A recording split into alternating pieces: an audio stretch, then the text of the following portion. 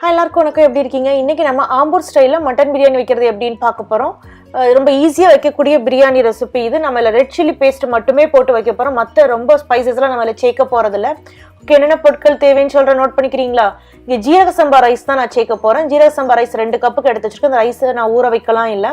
ஜீரக சம்பா எதுக்கு சேர்ப்போம்னா டேஸ்ட்டும் நல்லாயிருக்கும், அது மாதிரி சீக்கிரம் செரிச்சிரும். அதனால தான் ஜீரக சம்பா சேர்ப்போம். ஸோ அது 2 கப்புக்கு எடுத்து வச்சுக்கிறோங்க. நம்ம நெய் சேர்க்க போகிறோம். 3 டேபிள் ஸ்பூனுக்கு எடுத்து வச்சுருக்கேன். 1 கட்டு புதினா, 1 கட்டு கொத்தமல்லி இருக்குல்லையா, அதை எடுத்து நல்லா கழுவிட்டு இந்த மாதிரி கட் பண்ணி வச்சுக்கோங்க. மட்டன் வந்து நான் 1 கிலோக்கு வாங்கி வச்சுக்கேன். நல்லா எலும்பு உள்ள பீசஸாக எடுத்துக்கோங்க. அப்போ தான் அந்த எலும்புல இருக்க ஜூஸஸ்லாம் இறங்கி ரொம்ப டேஸ்ட்டாக இருக்கும். தக்காளி, சின்ன சைஸ் தக்காளி 2 எடுத்துக்கோங்க. சின்ன சைஸ் தக்காளி 2 எடுத்து கட் பண்ணி வச்சுக்கிறோங்க. வெங்காயம் பெரிய சைஸாக எடுத்து அது நம்ம இந்த மாதிரி கட் பண்ணி ஸ்லைசஸாக கட் பண்ணி வச்சுக்கிறோங்க. கெட்டி தயிர் 3 டேபிள் ஸ்பூனுக்கு எடுத்துக்கிறோங்க. அப்புறம் நம்ம எலுமிச்சம் ஜூஸ் சேர்க்க போகிறோம். அது வந்து நெல்லிக்காயோட பெரிய சைஸ் எலுமிச்சை பழமாக எடுத்து அதை நீங்கள் வந்து ஜூஸ் பிழிஞ்சு எடுத்துக்கோங்க. லைமாக இருந்தாலும் சரி, லெமனாக இருந்தாலும் சரி. உப்பு தேவையான அளவு. அப்புறம் சின்ன சைஸ் பட்டை, 4 கிராம்பு, 4 ஏலக்காய் சேர்க்க போகிறோம். நம்ம இஞ்சி வெள்ளைப்பூடு பேஸ்ட்டு தனித்தனியாக தான் சேர்க்க போகிறோம். 2 டேபிள் ஸ்பூனுக்கு இஞ்சி பேஸ்ட்டு, 2 டேபிள் ஸ்பூனுக்கு வெள்ளைப்பூடு பேஸ்ட்டு எடுத்து வச்சுக்கோங்க. அதுக்கப்புறம் ரெட் சில்லி பேஸ்ட், அது 3 டேபிள் ஸ்பூனுக்கு உங்கள் காரத்தை வந்து நீங்கள் சேர்த்துக்கலாம்.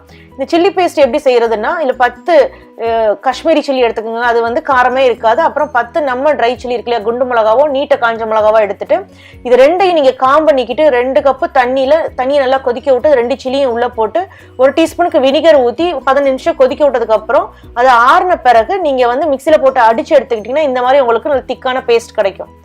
முதல்ல நீங்கள் குக்கரில் நம்ம வந்து கறியை குக் பண்ணி எடுத்துக்கலாம். குக்கரில் நெய்யை ஊற்றி உருக்குனதுக்கப்புறம் பட்டை, கிராம்பு, ஏலக்காய் போட்டுட்டு வெங்காயத்தையும் போட்டு வதக்குங்க. அது ஓரளவு ப்ரௌனாக வரணும்.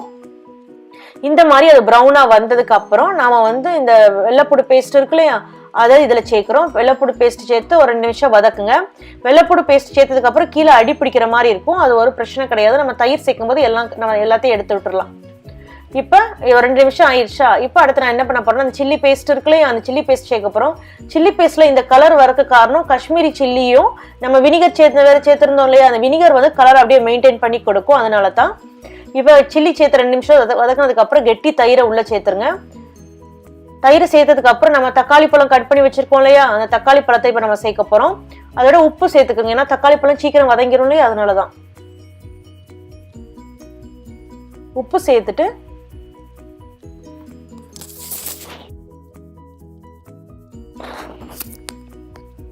நம்ம எடுத்து வச்சிருக்க புதினா கொத்தமல்லியையும் போட்டுருங்க உள்ள. இந்த மாதிரி வதக்குனீங்கன்னா உங்களுக்கு இந்த மாதிரி நல்ல தொக்கு மாதிரி கிடைக்கும் உங்களுக்கு. அதுக்கப்புறம் நீங்கள் வந்து இந்த இஞ்சி பேஸ்ட் இருக்கு இல்லையா, இஞ்சி பேஸ்ட்டை உள்ளே போட்டுட்டு உடனே நீங்கள் மட்டன் பீசஸையும் உள்ளே போட்டுட்டு நீங்கள் வந்து உப்பு தேவையான அளவு இருக்கான்னு பார்த்துக்கிறோங்க. நம்ம இதில் லைம் ஜூஸ் எடுத்து வச்சுருக்கோம் இல்லையா, அதையும் ஊற்றிட்டு நம்ம ஒரு 1/2 கப்பு தண்ணி ஊற்றி குக்கரை மூடி நம்ம விசில் விட போகிறோம். ஒரு 10 விசில் வர மாதிரி வச்சு எடுத்துருங்க. இதுக்கெல்லாம் நம்ம வந்து அரிசியை குக் பண்ணி எடுத்துக்கலாம். அரிசியை ஒரு 2-3 தடவை தண்ணியில் கழுவிட்டு இந்த மாதிரி பெரிய பாத்திரத்தில் தண்ணியை கொதிக்க விட்டுட்டு அதில் கழுவுன அரிசியை உள்ளே போட்டுருங்க. இந்த ரைஸுக்கு தேவையான உப்பு மட்டும் அதில் சேர்த்துக்கிறோங்க.